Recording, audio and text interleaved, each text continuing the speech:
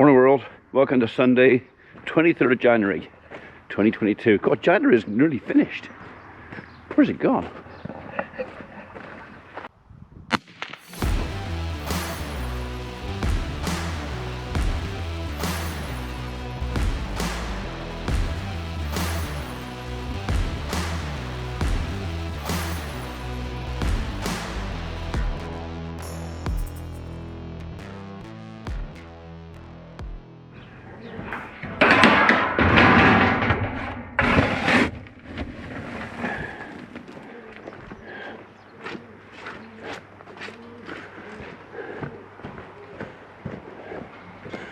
You see a calf is going to get trodden on in a minute.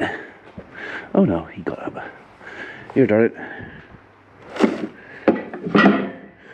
Right, clean your water out, give you a bit of fresh grub. You're looking a lot better this morning. Although still mucky. Why haven't you washed your face off? You've got a brush over there. Look, brush. You just up your ass. I don't know. Excuse me, thank you.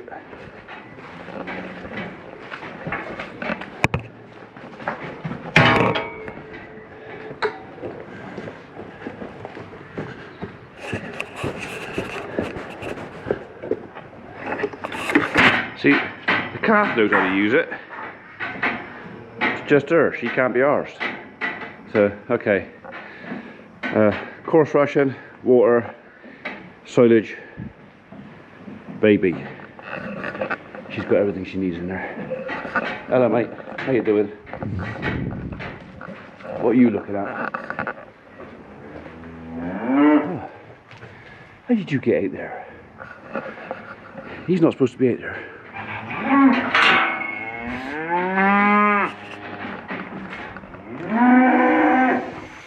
Come on you. Go on. Go on, get out. Out. Go on. Out. I don't want you in there. It's mucky in there. You had to go under that gate. Which is, well, not the top of my welly. So we got a limbo dancing calf.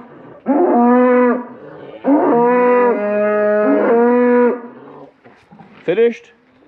Thank you. Right, they want another bail, but they'll do for another hour or so. Right, I'm gonna go see my dad, come back, have a dinner, they can have a bail. Right.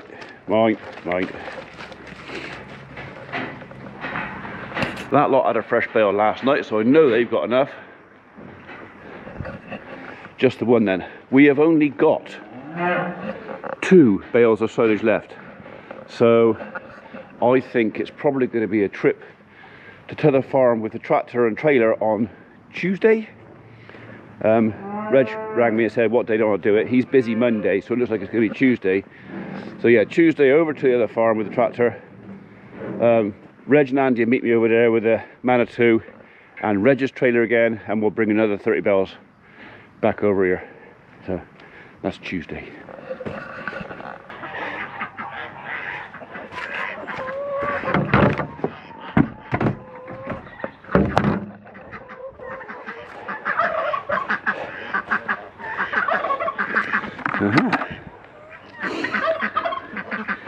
So, what's that? Who can tell me what that is? Tree guys will know. Mind you, that'd give it away as well, wouldn't it?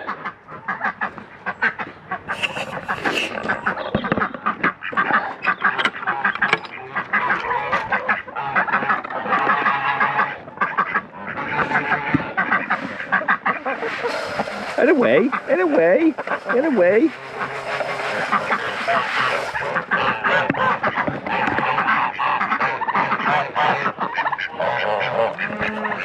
They like that stuff. Now they got used to it, they like it.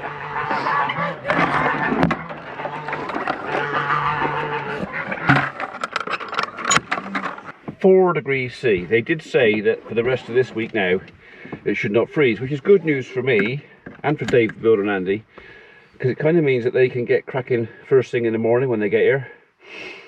we could actually get some slabs laid. The frost was really slowing them down Thursday and Friday. Right, we're off to Tidrington. I'm going to go have a quick look at the sheep and go to see my dad. We've still got 3 lame lambs out there. Now, Abby went out last Sunday, I think. One of the vets at her practice has got a new dog, and he wanted to acclimatise the dog to sheep, and they asked could they use our lambs to do that. I said I did, yes, that was okay, I did. So, and in payment for that, they actually got those 3 lambs in and gave them some blue spray on their feet. Well, they're going again today.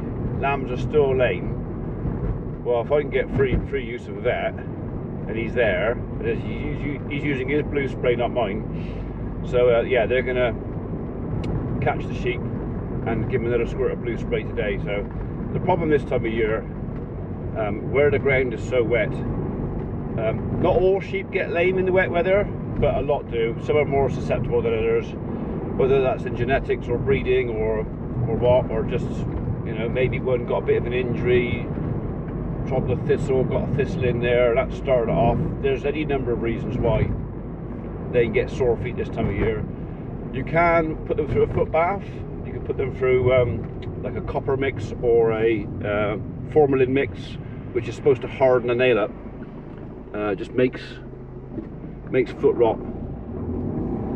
Well, it kills the bugs for sure, especially the formalin. Well, and the copper does. Kills the bugs, but it also hardens the toenails up. I could do that. We do have some formalin. I do have a foot bath. We obviously got a race, but like I said to Abby yesterday, she's out there training her dogs with the sheep, but I'm not sure, and the more I think about it, the more it makes sense. I'm not sure if I want to keep sheep any longer. I mean, we bought the sheep for Abby because she wanted some, but the problem is life and work has moved on since those days. I mean, we're talking 10 years ago now, pretty much. She no longer has the time to put into the sheep. And that was what they were there for, to give her an interest in the farm. She doesn't have the time.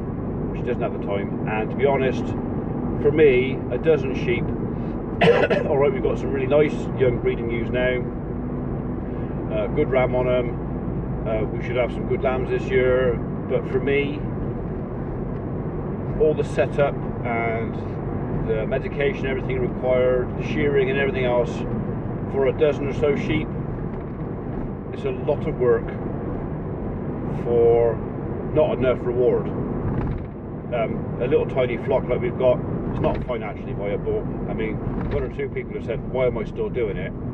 Well, I was still doing it because Abby likes the sheep. She just doesn't have time.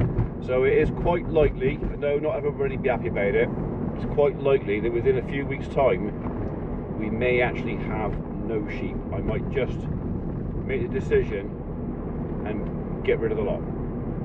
So no more lambing. Yeah, I know some of you won't like that, but it's honestly, it's down to economics, a lot of it.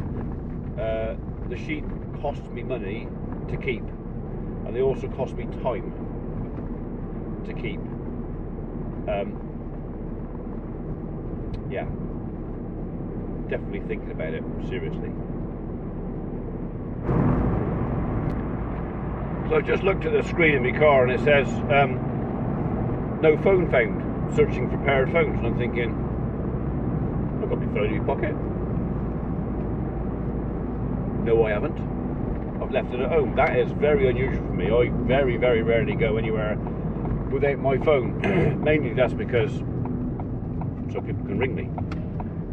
But in some ways it's quite freeing not having my phone on me. I mean, there are a lot of people there who would go, I haven't got my phone on me. But for me, what? Oh, you agree? Yes, it is. It's quite freeing. I mean, the missus knows where I'm going. Yeah. She knows what time I'm going to be. Why are you trying to tell me? She knows what time I'm going to be back. Roughly what time it is. Hey, is there something you want to tell me? Biscuit. Hey? Are we having a conversation? Hey? No, you can't get on my lap. You're driving. Is that what you wanted? You wanted to sit on my lap? You can't. You know the rules. When I'm driving, over there. When I'm stopped, engine off, you can sit on my lap. It's the rules. We were already breaking the law. You sat there, not restrained. Strictly speaking. As quite a few of you would like to tell me. Oh, you should have your dog restrained. That's breaking the law. You could have a fine and go to prison and you get hung. I actually had a conversation about this with a very nice young copper at one of the trade shows last year. He actually stopped me and pulled me over and said, "For a pay." And I said, "Yeah, what did I do? It wasn't me. I was never there." And he goes, no, I watch you. So if you're that young copper, I never caught your name, but I'm pretty sure I had a conversation with him about dogs in the cars, and I said, no, what's your opinion?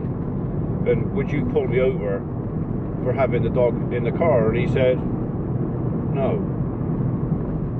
Obviously, if she's leaping all over the place and distracting me or making a nuisance of herself, I mean, some would say this is distraction, but I can see that mirror, I can see that mirror, I can see that mirror. She sits quiet, she's only looking where she's going. Yeah, I mean, obviously there's got to be a line somewhere. A dog loose in a car, if it's a badly behaved dog, yeah, definitely, absolutely a hazard. But an obedient animal, and something that will do as it's told, well, not so much.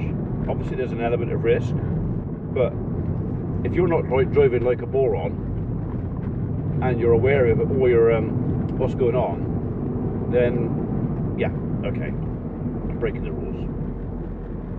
Just this once.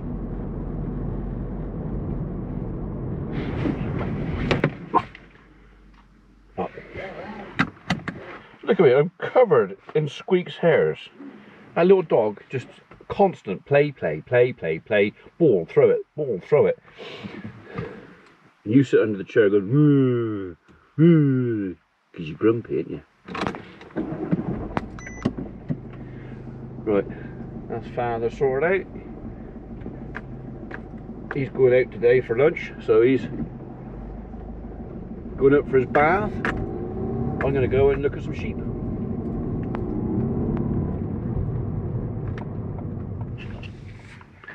Well, I reckon there's, in that tree there, the hedge, and there, probably about 70. And then in the little ash tree over there, 1, 2, 3, 4, 5, 6, 7, 8. I can see 8. There's probably another 8 I can't see. Right. We're going to go wander and look at the sheep, and we'll also just have an assessment as what's going on with these bloody pigeons.